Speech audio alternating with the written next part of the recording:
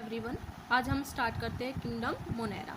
Last class में मैंने आपको इंट्रोडक्शन बता दिया था, ठीक है। अब देखो किंगडम मोनेरा क्या होता है, ठीक है। मैंने आपको बताया था जब मैं टेबल करवा रही थी कि मोनेरा के अंदर प्रोकैरियोट्स ऑर्गेनिज्म को रखा जाता है, ठीक है।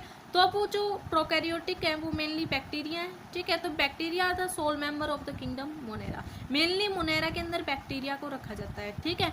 ये बहुत ज़्यादा अबंडेंट अमाउंट में कह सकते हैं, बहुत छोटे छोटे होते हैं, ठीक है। They are the most abundant microorganisms, okay, ठीक है। उसके बाद बैक्टीरिया अकर ऑलमोस्ट एवरीवेयर, ठीक है। बैक्टीरिया हर जगह मिल सकते हैं, कहीं भी, बहुत छोटे छोटे होते हैं, इनको वैसे तो माइक्रोस्कोप से ही देखा जाता है, तो इसलिए बैक्टीरिया अकर ऑलमोस्ट एवरीवेयर, ये हर जगह प्रेजेंट होते हैं। मान लो इसमें बता रखा है hundreds of bacteria are present in a handful of soil. अगर आप अपनी मुट्ठी में सॉइल को लेते हो तो उसमें भी कम से कम हंड्रेड्स ऑफ बैक्टीरिया प्रेजेंट होते हैं, ठीक है। आपको अपनी नेक्ड आइज से नहीं दिखता, लेकिन जब उनको माइक्रोस्कोप से देखोगे तो आपको बहुत सारे हंड्रेड्स ऑफ बैक्टीरिया प्रेजेंट मिलेंगे। तो hundreds of bacteria are present in handful of soil. उसके बाद they also live in extreme habitat. इसके अलावा ये बहुत ज़्यादा ऐसे हैबिटेट में भी मिलते हैं जैसे कि हॉट स्प्रिंग्स हो गए, डेजर्टी एरिया हो गए, स्नो हो गए आपके, या डीप ओशियंस हो गए, ठीक है। यहाँ भी इन सभी एरिया के अंदर भी वो क्या करते हैं, सर्वाइव करते हैं, ओके। बहुत सारे ऐसे होते हैं जो पैरासाइट के रूप में भी रहते हैं। Many of them live in और ऑन अदर ऑर्गेनिज्म। बहुत सारे ऐसे बैक्टीरिया होते हैं जो ऑर्गेनिजम्स के अंदर भी और उनके ऊपर भी, ठीक है, एज अ पैरासाइट डिपेंड रहते हैं, okay. Many of them live in और on other organism as a parasite. आगे देखो, अब क्या कर दिया, बैक्टीरिया को जो है ना उसकी 4 कैटेगरी में डिवाइड कर दिया, ठीक है, शेप के बेस पर। सबसे पहले आता है स्पेरिकल कोकस। क्या बताया, spherical coccus, that is cocci बोलते हैं, ठीक है। ये राउंड दिख रहा है नीचे फिगर के अंदर, ये गोल गोल राउंड, इसको बोलते हैं कोकाई, ठीक है, ये। उसके बाद आता है सेकेंड वन स्पाइरलम, या हम कह सकते हैं जो स्पाइरल शेप के होते हैं, स्पाइरिलम, ठीक है, स्पाइरिला, ठीक है। या हम बोल सकते हैं रोड शेप बैसिलस, ये दिख रहे हैं, बैसिलाई जिन्हें बोल रखा है, ये भी क्या है, बैक्टीरिया है। नेक्स्ट वन कोमा शेप, जो कोमा शेप्ड होते हैं दैट इज विब्रियो, ओके। और स्पाइरल बता ही दिया, स्पाइरल शेप के यानी कि स्पाइरिलम, ठीक है। तो 4 कैटेगरी में इनको क्या कर दिया, डिवाइड कर दिया। कौन कौन से, एक तो होता है आपका स्पेरिकल कोकस, दूसरा rod shape bacillus, third one is विब्रियम coma shape, और उसके बाद spirillum that is Spira shape, okay. तो ये सारे के सारे आपको फिगर में भी नजर आ रहे होंगे, ठीक है। इनको डिवाइड किया गया है, दिख रहा है, ये कोकस है आपका इधर, और ये की बेसिलाई बोल सकते हैं, बैसिलम, देन स्पाइरिला, उसके बाद vibrio that is coma shape, ठीक है। अब देखो आगे क्या बता रखा है, आगे जो बोल रखा है इन्होंने कि जो बैक्टीरिया का जो स्ट्रक्चर होता है ना वो बहुत ज़्यादा सिंपल होता है, ठीक है। Bacteria structure is very simple. Bacteria का स्ट्रक्चर तो सिंपल होता है, लेकिन इनका बिहेवियर है ना वो बहुत ज़्यादा कॉम्प्लेक्स होता है। They are very complex behaviour, okay.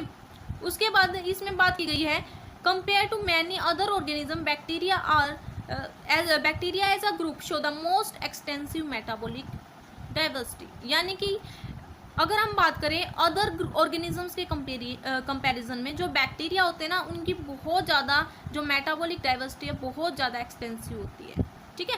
यानी कि जो बैक्टीरिया होते हैं ना वो ऑटोट्रोपिक भी न्यूट्रिशन शो कर सकते हैं और हेटरोट्रोपिक भी न्यूट्रिशन शो कर सकते हैं। ऑटोट्रोपिक में यानी कि वो अपना खाना खुद बनाते हैं फ्रॉम इनऑर्गेनिक सबस्ट्रेट से, ठीक है। ये दोनों हो सकते हैं ऑटोट्रोपिक के अंदर, फोटोऑटोट्रोपिक भी और कीमोऑटोट्रोपिक भी, ठीक है। तो इन्होंने बोल रखा है some of the bacteria are autotrophic, they synthesize their own food from inorganic substrate. They में भी photosynthetic autotroph and chemosynthetic autotroph, ठीक है। अगर मैं बात करूँ मेजोरिटी में ऐसा नहीं है कि हाँ भी ये ओनली ऑटोट्रोप, ये हेटरोट्रोपिक भी हो सकते हैं, यानी कि they depend on other organism, या हम कह सकते हैं dead organic matter for food. ये जो है ना दूसरे पर भी डिपेंड रह सकते हैं बैक्टीरिया, ठीक है। तो ऑटोट्रोपिक न्यूट्रिशन भी शो करते हैं। समझ आ गया बैक्टीरिया क्या है। अब आते हैं इनको डिवाइड कर दिया 2 टाइप के अंदर, one is Archie bacteria, second is you bacteria. बात करते हैं आर्की बैक्टीरिया की, ठीक है।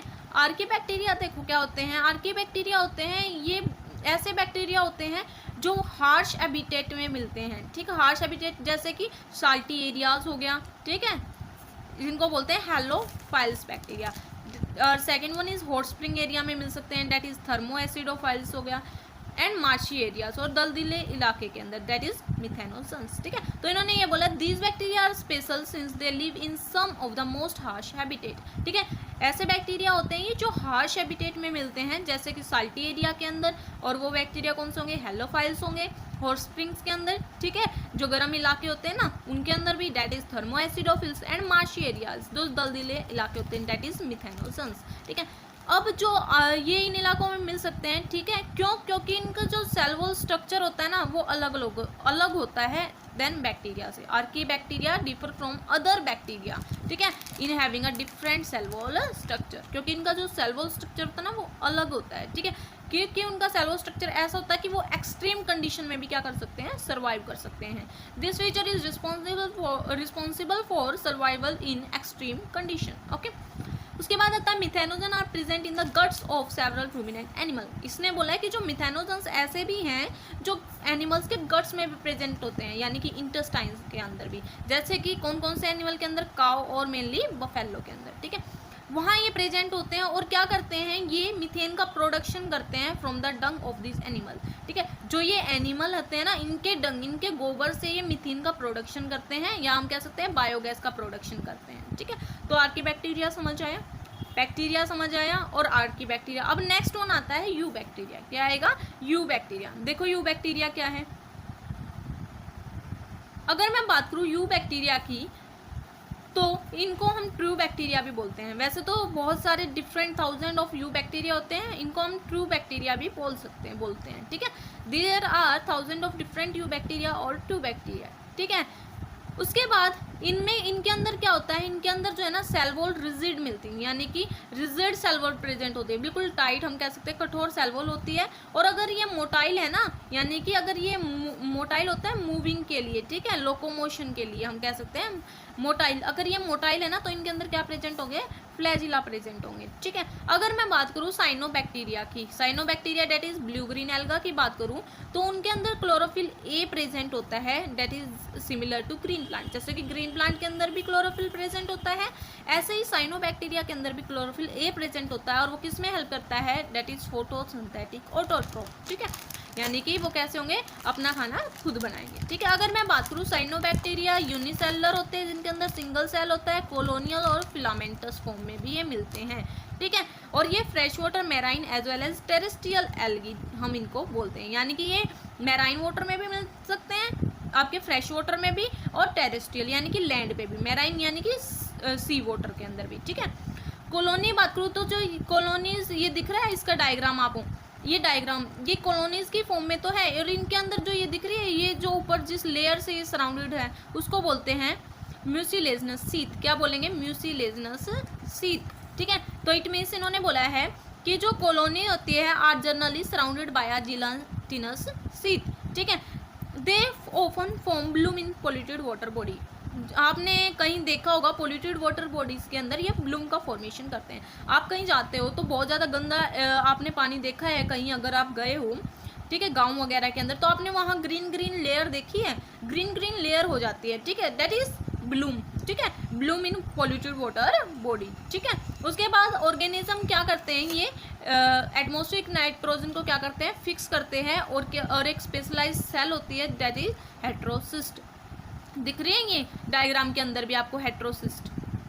ठीक है, ये क्या करते हैं, ये ऑर्गेनिज्म एटमॉस्फेरिक नाइट्रोजन को क्या करते हैं, फिक्स करते हैं एक स्पेशलाइज सेल के अंदर, और वो कौन सी होती है, हेट्रोसिस्ट। एग्जांपल ले सकते हैं नोस्टॉक और एनाबीना का। ठीक है, उसके बाद बात करते हैं कीमोसिंथेटिक ऑटोट्रोप्स की। ठीक है, ये कीमोसिंथेटिक ऑटोट्रोप बैक्टीरिया क्या करते हैं, ये इनऑर्गेनिक सब्सटेंस को ऑक्सीडाइज कर देते हैं। इनऑर्गेनिक सब्सटेंस कौन कौन से, that is nitrates, nitrites, ammonia. ठीक है, एंड और उसके बाद इनको ऑक्सीडाइज करके क्या करते हैं, ये एनर्जी को रिलीज करते हैं, और वो एनर्जी कौन सी होती है, डेट इज एटीपी। एटीपी का प्रोडक्शन करते हैं। ठीक है, हम कह सकते हैं इनका ग्रेट रोल है रिसाइकलिंग न्यूट्रिएंट्स के अंदर भी, जैसे कि नाइट्रोजन हो गया, फॉस्फोरस, आयरन और सल्फर। ठीक है, they play a great role in recycling nutrients like nitrogen, phosphorus, iron और सल्फर। ठीक है, उसके बाद आता है नेक्स्ट हेट्रोट्रॉपिक बैक्टीरिया। ऑटोट्रोपिक हो गया। अब देखो हेट्रोट्रोपिक बैक्टीरिया। हेट्रोट्रोपिक बैक्टीरिया ये बहुत ज़्यादा अबंडेंट होते हैं नेचर के अंदर। ठीक है, मोस्टली डिकम्पोजर्स होते हैं। ठीक है, और इनका जो है ना ह्यूमन अफेयर के साथ यानी कि ह्यूमंस हम कह सकते हैं ह्यूमन एक्टिविटी में बहुत ज़्यादा इम्पैक्ट रोल है इनका। कैसे? They are helpful in making curd from milk, जैसे दूध से दही बनाना, ठीक है। कौन सा बैक्टीरिया यूज होता है? लैक्टोबैसिलस बैक्टीरिया, ठीक है। या हाँ भाई ये एंटीबायोटिक्स का प्रोडक्शन कर सकते हैं, या नाइट्रोजन को फिक्स करते हैं कहाँ पर? लेग्यूम्स प्लांट की जो रूट्स होती हैं वहाँ। समझ आ रहे हैं हेटरोट्रोपिक बैक्टीरिया का फंक्शन।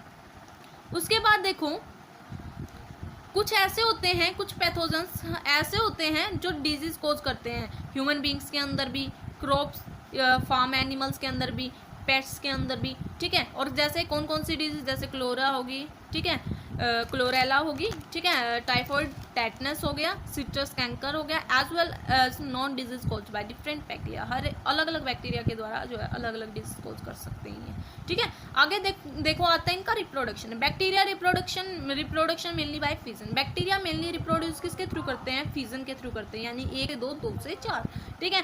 कुछ अनफेवरेबल कंडीशन की अगर मैं बात करूँ तो ये स्पोर प्रोड्यूस करते हैं, ठीक है। अनफेवरेबल कंडीशन के टाइम ये क्या करते हैं? स्पोर प्रोड्यूस करते हैं। ऐसा नहीं है एसेक्सुअली होगा, इनके अंदर सेक्सुअल रिप्रोडक्शन भी होता है। और ये क्या करते हैं? सेक्सुअल रिप्रोडक्शन के टाइम पर by adopting a primitive type of DNA transfer from one bacterium to other. दिख रहा है ये डायग्राम? डिवाइडिंग बैक्टीरिया दिख रहा है, ये दिख रहा है यहाँ से, ये डिवाइडिंग बैक्टीरिया, ठीक है। फ्यूजन हो रहा है, ठीक है। क्या करेंगे? ये दिख रहा है, ये डीएनए इनके अंदर प्रेजेंट, और ये one bacteria to other bacteria क्या हो रहा है? ट्रांसफर हो रहा है, ठीक है। तो समझ आ गया बैक्टीरिया क्या है, यू बैक्टीरिया क्या है। अब आता है नेक्स्ट ऑन माइक्रोप्लाज्मा। माइक्रोप्लाज्मा ऐसा स्मॉलेस्ट लिविंग सेल है, ठीक है, जिसके ऊपर मतलब सेल वॉल नहीं होती, ठीक है, डेट लाइक सेल वॉल। और ये जो है ना विदाउट ऑक्सीजन क्या कर सकते हैं? सर्वाइव कर सकते हैं। तो हम कह सकते हैं mycoplasma are the organism that completely lack cell wall, they are the smallest living cell are known and can survive without oxygen, ठीक है। Many mycoplasma are pathogenic in animals and plants. बहुत सारे ऐसे माइक्रोप्लाज्मा होते हैं जो pathogenic होते हैं, यानी कि डिजीज कोज करते हैं एनिमल्स के अंदर भी और प्लांट्स के अंदर भी, ठीक है। तो ये क्या था आपका किंगडम मोनेरा, ठीक है। अगले क्लास में किंगडम प्रोटिस्टा हो जाएगा, ठीक है। समझ आ गया होगा आई होप, ठीक है। प्लीज़ इसको ध्यान से पढ़ना है, एनसीईआरटी खोल के लाइन टू लाइन पढ़ना, बिल्कुल एकदम याद हो जाएगा, ठीक है। कहीं कोई प्रॉब्लम नहीं रही होगी, लाइन टू लाइन ही पढ़ाया है।